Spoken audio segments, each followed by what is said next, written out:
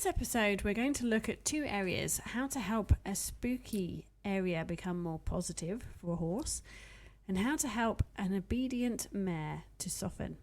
Stay tuned because it's fascinating listening to Mark's insights into how we go about things. Hello, welcome to Mark Langley's Horsemanship podcast, a podcast helping people to understand their horses better, to provide solutions in a calm, connected way. I'm Jenny Langley. And I'm Mark Langley.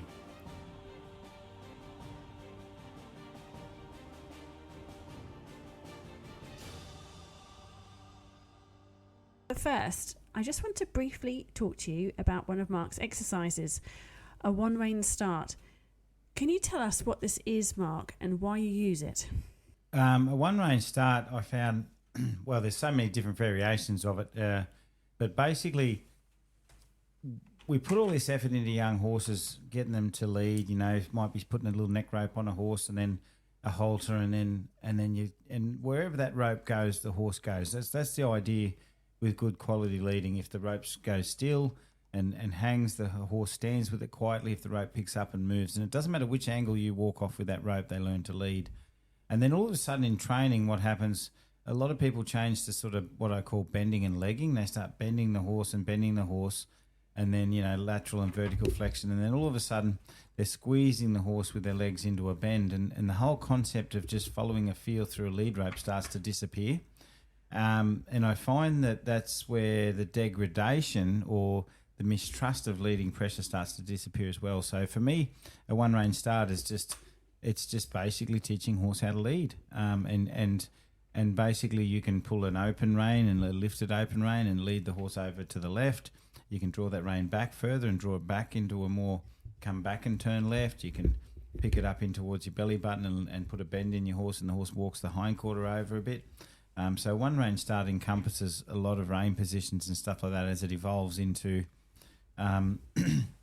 evolves and the horse understands more things. So, but basically, a horse, like a lot of problems I see in riding, is when a person picks up on a rein, say they've been going along, kicking, get their horse going along with their legs, and those legs create energy and impulsion. What happens is the impulsion disappears if they can't get onto a turn, because the horse has had so many one-rein stops or blocking with the reins, or in the groundwork, blocking, asking the horse to go sideways, blocking, asking it to move its hip over with a leg or a stick on the ground, and all those sorts of things. And all that blocking with the reins causes a block in our horses.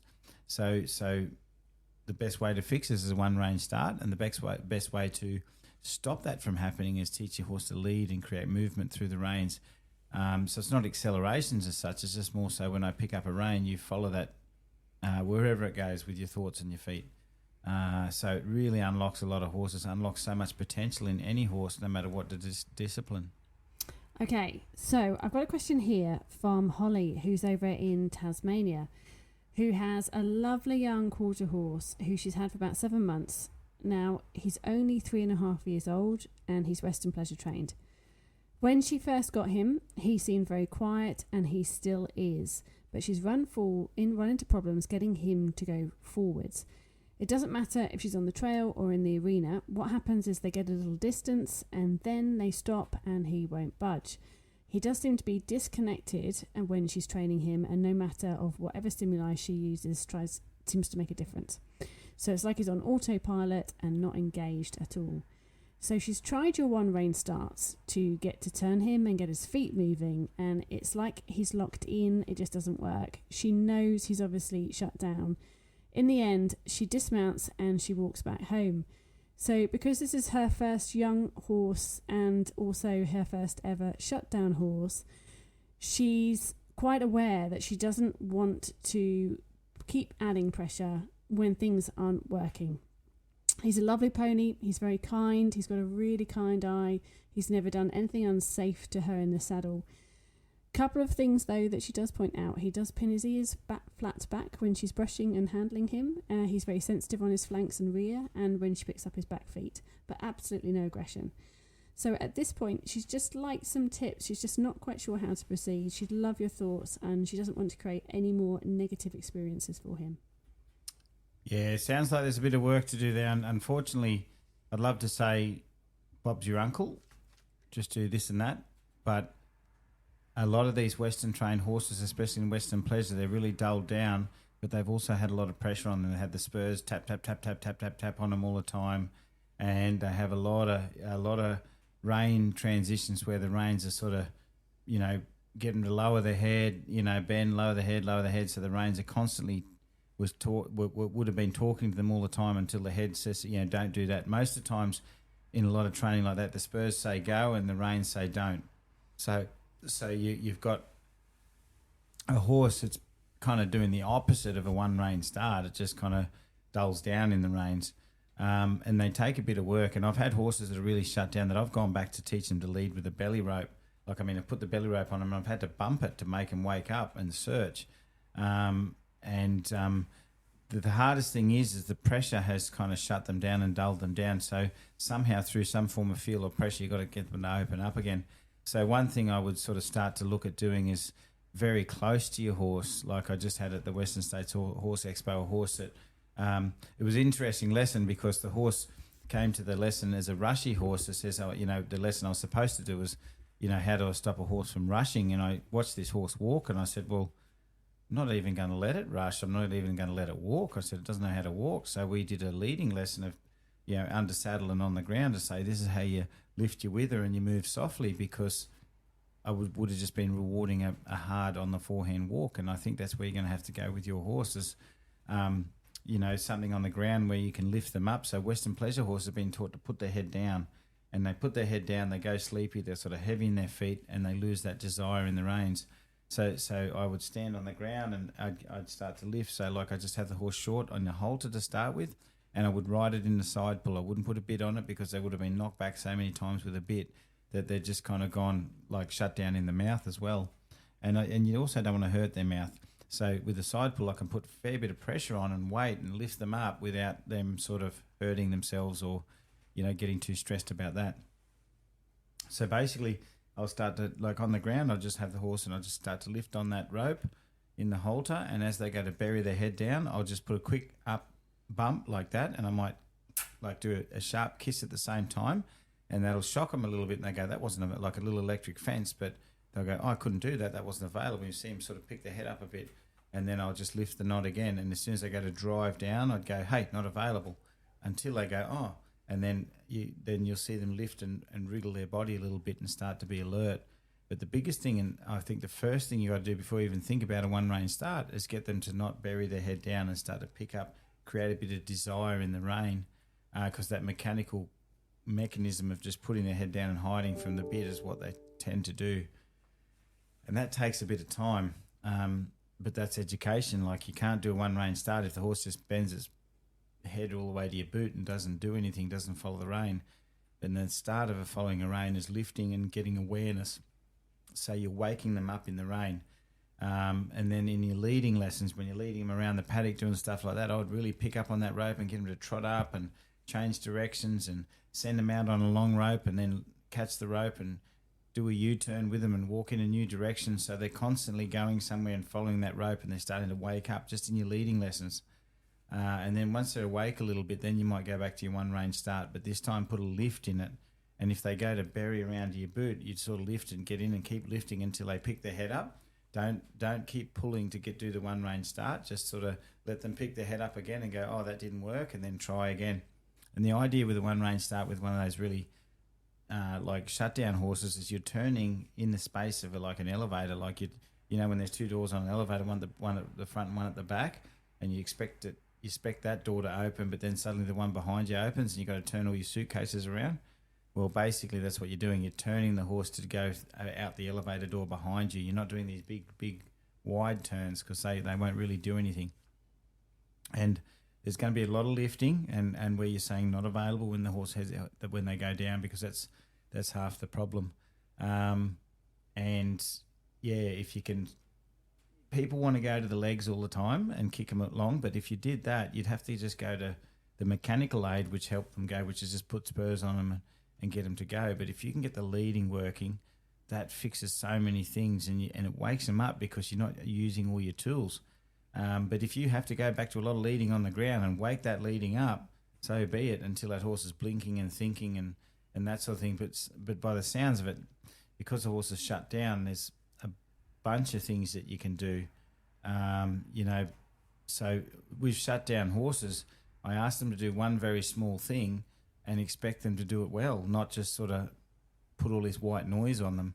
So, as I say, lift the knot. If the horse doesn't blink its eye when you lift the knot, you might go, hey, wake up. And they go, oh, did you just touch the holder? Yes, I did. I touched the holder.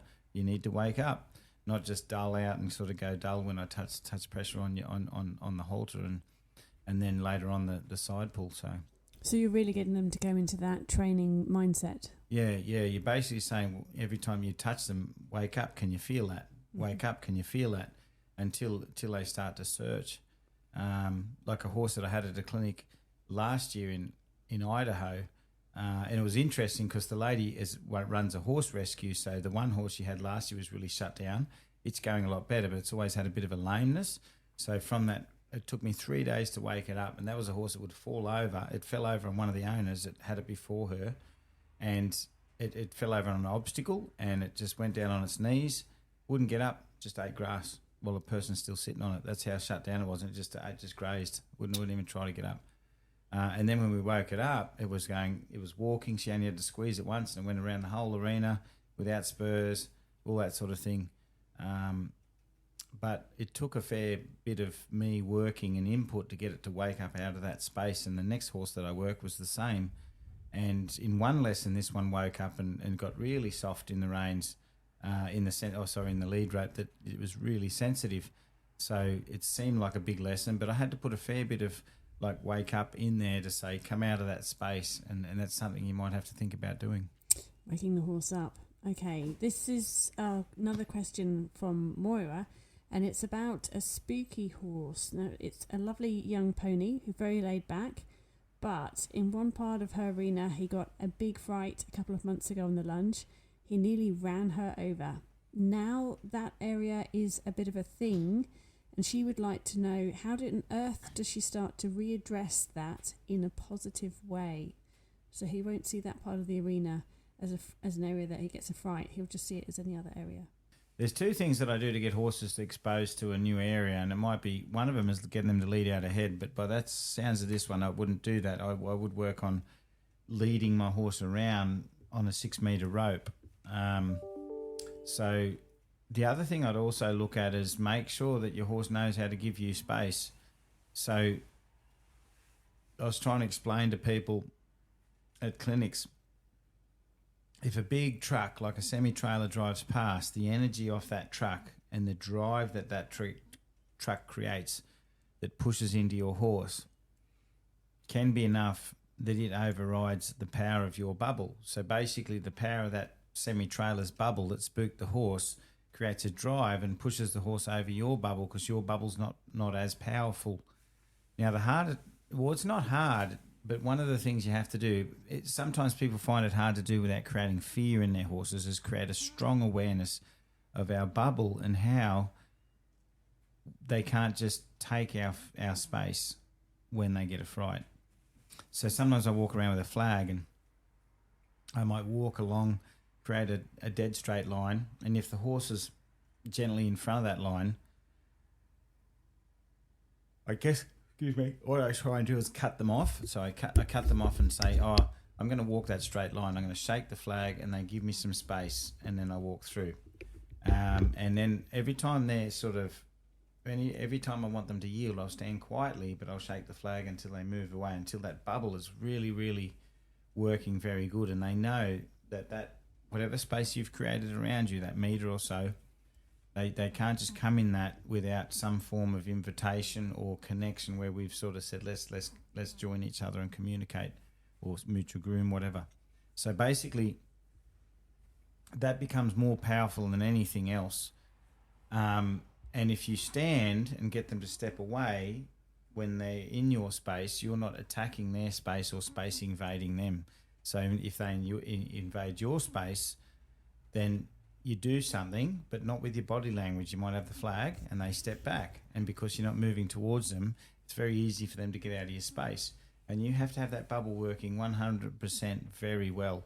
And you try and test that bubble. So instead of like a lot of people try and manage their horse and say, I want you to back up now. But what I do is I walk around and I just do different lines. And some of those lines that I'm walking set a pathway up that sort of interrupts with the horse's pathway, and the horse has to give us space until after 100 transitions. There's no matter which way we're walking, the horse will always give us space. And then if they get a fright, they'll bounce around our bubble or back out of our bubble, not come through it. So that has to be really, really good when you go into scary places. And if your horse is going to run over the top of you, they're not aware of where you are, and that other thing overrode or made them focus so much that you disappeared. When you work them up into scary places, you work them on a long rope. So what I like to do is so if the horse is 5 meters away from me, it's responsible for its own space, and I'm responsible for mine. So it still has to process that new environment kind of on its own, sort of following the lead rope. So I teach them to walk at 5 meters. I'll lead them up a bit with the knot, and then I'll hang the knot. If that knot hangs and they keep walking, I'll either wave the flag and say, don't keep coming forward, or I'll put a little bump through the rope and say, don't come forward any further. So they know that they can lead one step at a time 5 meters away from you. And I take them to new environments 5 meters away from me very slowly. So on their own, because at 5 meters, they're not handing the responsibility of that environment to you and just sort of following you, going, just block it out, follow the person. At 5 meters, they usually have to process that whole environment themselves, and you generally walk them through those environments and find out what scared them, where they're nervous. Sometimes you might wait a bit, get them to process it and think about it, sniff, draw the air, and just get them to walk quietly through those spaces at distance. So any new environments, it's a really good lesson to start to walk them at a distance so they're processing it themselves and they retain the information of processing. They retain that memory, I suppose. So by them taking it in themselves, they're able, at their own pace as well. Yeah. They're able to sort of feel better about it and overcome that fear. Yeah, and that distance really creates a lot more awareness and responsibility. I think the biggest thing is responsibility. They have to be responsible themselves. Super. Okay, well, the last question then, Mark, is another sort of bit of a technical one. It comes from Sibby, who's over in Canada, and she would like to know about her mare, who used to be a buggy horse, who is very obedient.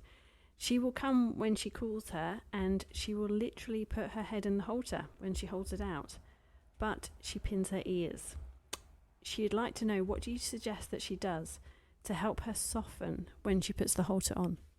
Something I do with any of those horses, so buggy horses and horses that have been in cross ties, any of those horses that they've been disempowered by, they have to stand still while we come into their space and just poke and prod. And some people are constantly all over their horses all the time, and buggy horses would have had that, and there would have been lots of little things in her that were put in there or done to her, and she hadn't quite accepted, so she just sort of tends to just freeze and just put up with it and just show her emotion. But because she's not supposed to do anything about that, she just shows her emotion. She doesn't do anything about it. Usually with pinny-eared horses, I might just put a neck rope on them. So the neck rope is the halter lead rope for now, because you've got the halter in your hands, you've got the lead rope around her neck. And then what I do is I'll kind of just get her to lead up a little bit, and I'll lead until she's sort of floating her ears and moving forward, and then just let her lead up, maybe sniff the halter. So she's moving forward, not us moving forward onto her while she's feeling she has to stand still and have no say in anything. So most of those, all those horses that have been sort of in any environment where they have to stand still and we handle them too much, they just show us the motion but don't do anything about it. So I just get them to lead until they kind of think forward into the halter. Then I just might do approach and retreat. So if she leads up, approaches the halter, and she's soft, then I might walk away with the halter a little bit and say, look, you just made the halter go away a little bit, and then you can come up and approach it. So she's moving and thinking about it.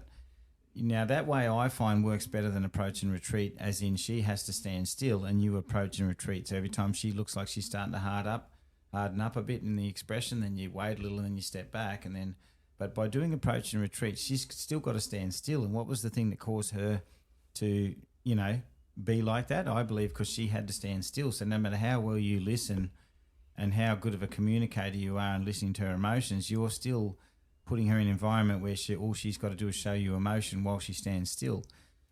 Moving her, freeing up her thoughts, teaching her to lead up to the halter, then the halter goes away a bit, lead up to the halter, then the halter goes away a bit, and then once she's looking soft at that, then you might take the halter to her, will suddenly free her up a lot and take the whole.